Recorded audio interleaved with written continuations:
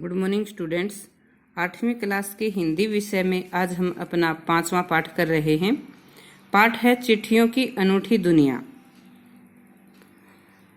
तो चिट्ठियों की अनूठी दुनिया पाठ में आज हम चिट्ठियों के महत्व के बारे में जानेंगे कि चिट्ठी और पत्रों का हमारे जीवन में क्या महत्व रहता है। तो बच्चों, जब से हमारे जीवन में फोन मोबाइल आए हैं तब से चिट्ठियों का महत्व कुछ कम हो गया है। परंतु एक जमाना था, एक समय था जब मोबाइल नहीं थे, टेलीफोन नहीं था, तब इस पत्रों के माध्यम से ही हम अपने रिश्तेदारों का हालचाल जान सकते थे। तो हमारे बुजुर्ग जो हैं, माता पिता हैं, उनसे आप पूछिए कि पत्रों का कितना महत्व होता था। ससुराल में रहने वाली बेटी मायके से आने वाले अपने पत्र का मायके से पत्र आए, घर वालों का हालचाल जाने, वो बड़ी बेसब्री से लंबे समय तक, महीनों तक पत्र का इंतजार करती थी। इसी प्रकार से माँ भी अपनी बेटी की जो सूचना जानने के लिए, उसका हालचाल जानने के लिए पत्रों का इंतजार करती थी। और सबसे ज्यादा तो हमारे सैनिक भाई जो कि देश की सरहद पर रहकर देश की सीमाओं की रक्षा करते थे, वो अपने घर, अपने माता पिता, अपने बच्चों आदि का हालचाल इन पत्रों के माध्यम से ही जानते थे। तो उस समय पत्रों का मनुष्य से बड़ा लगाव था। और पत्र पहुंचाने वाला जो डाकिया होता था, जो पत्र व्यवहार का काम करता हूँ, तो डाकिया एक देवदूत से कम नहीं लगता था। डाकिये को देखते ही लोग बहुत खुश हो जाते थे कि डाकिया आया है तो जरूर किसी ना किसी का संदेश लेकर आया है, कोई ना कोई पत्र लेकर आया है। तो एक वह जमाना था जब पत्र हमारे जीवन का ऐसा एक हिस्सा बन गए थे। और बच्चों, केवल साधारण व्यक्ति ही नहीं, केवल गांव में ही नहीं, बल्कि नगरों और महानगरों में भी और बड़ी बड़ी हस्तियों में भी पत्र व्यवहार होते थे। बड़े बड़े लोग भी पत्रों के द्वारा ही हालचाल जानते थे। पंडित जवाहरलाल नेहरू इंदिरा गांधी से अपनी बेटी से पत्र व्यवहार करते थे। जब वे दूर होते तो अपनी बेटी से पत्र के माध्यम से ही वार्तालाप करते थे। और उनके द्वारा पिता का पुत्र जो है, पिता का पत्र पुत्री के नाम जो होता था, वो आज भी हमारे संग्रहालयों में रखा हुआ है।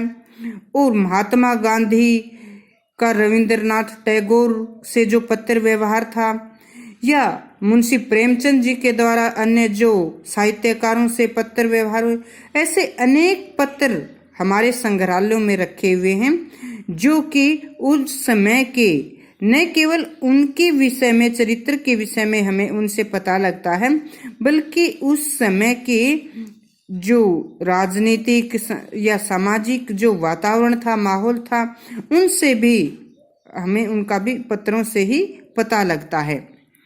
और प्राचीन समय में बच्चों, राजा महाराजा होते थे तो उनके बीच में भी आपस में, दो राजाओं के बीच में संधि होती थी पत्रों के माध्यम से। अन्य और राजनीतिक कार्य होते थे पत्रों के माध्यम से। तो ये जो पत्र हैं, ये हमें इतिहास की भी अच्छी जानकारी देते हैं। और इतिहासकारों के लिए भी ये इतिहास लेखन में बहुत बड़े सहायक के रूप में काम आए हैं। पत्रों के द्वारा ही बहुत से रचनाकारों ने अपनी रचनाएं लिखी हैं।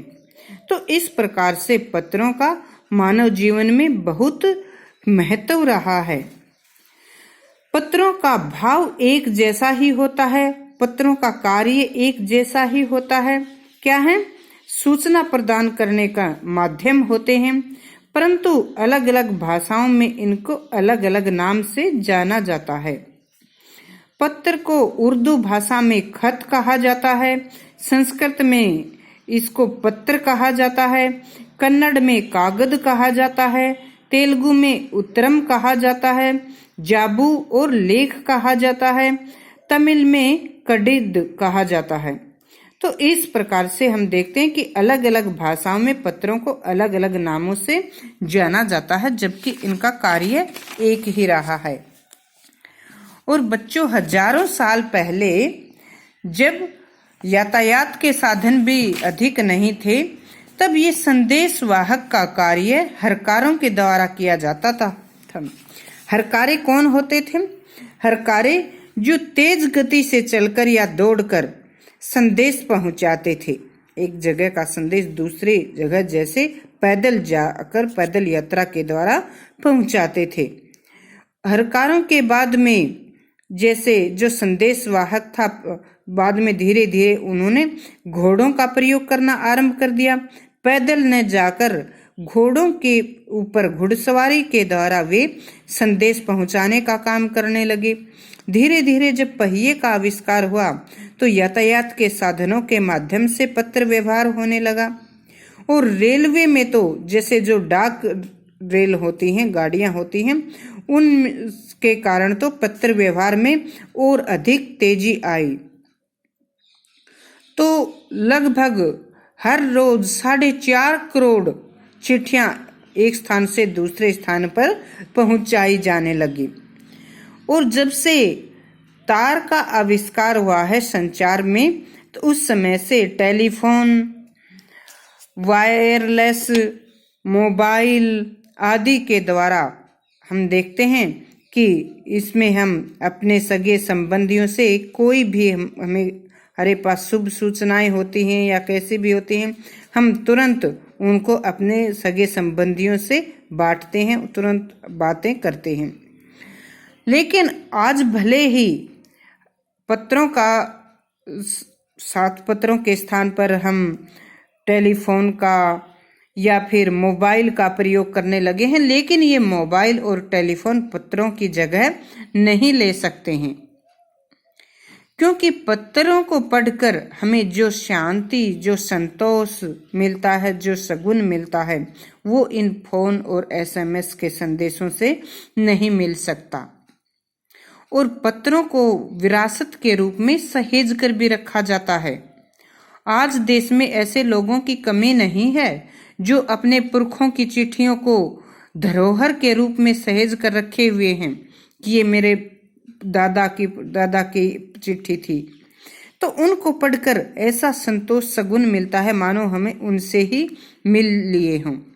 तो ये जो संतोष है, ये आज SMS के संदेशों में या मोबाइल पर वार्तालाप में नहीं मिल सकता। और बच्चों, आज भी ऐसे दुर्गम स्थानों पर, पहाड़ी बर्फीले इलाकों में रहने वाले या हमारे जो आदिवासी हैं, आज भी ऐसी बहुत सी जगह हैं जहां पर पत्रों का बेसब्री से इंतजार किया जाता है। आज भी भले ही संचार व्यवस्था का इतना विकास हो चुका है, लेकिन पत्रों का महत्व आज भी कम नहीं हुआ है। पत्रों को महत्व को देखते हुए ही स्कूली पाठ्यक्रमों में भी बच्चों को पत्र लेखन कला सिखाई जाती है और पत्र लेखन का विषय पाठ्यक्रम में शामिल किया गया है। हिंदी, व्याकरण, इंग्लिश, ग्रामर में आप पत्र लेखन कला को जैसे सीखते हैं ना, कैसे सरकारी या गैर सरकारी या व्यक्तिगत पत्र लिखे जाते हैं, ये सब उनमें आपको सिखाया जाता है।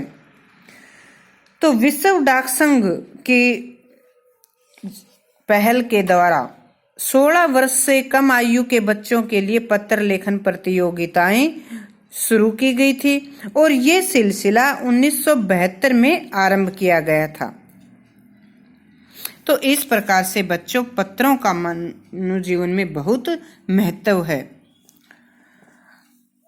और राष्ट्रपिता महात्मा गांधी के पत्र, राष्ट्रपिता महात्मा गांधी थे, उस समय एक अच्छे लोकप्रिय नेता थे और उनके पास देश दुनिया से बहुत अधिक संख्या में जैसे पत्र आते थे। तो उन पत्रों का जवाब भी वे तुरंत ही देते थे। जब भी उनको समय मिलता, वे अपने पास आने वाले पत्र का जवाब देते थे और ज्यादातर समय लिखकर ही देते थे। जब लिखते लिखते उनका दाहिना हाथ दर्द करने लगता तो वे बाएं हाथ से लिखने में जुट जाते थे। और अपने शुभ चिंतकों को जो प्रश्न आते थे पत्र के रूप में उनका उत्तर देते थे, जवाब देते थे। आज भी उनके बहुत से ऐसे पत्र हमारे संग्रहालयों में रखे गए हैं।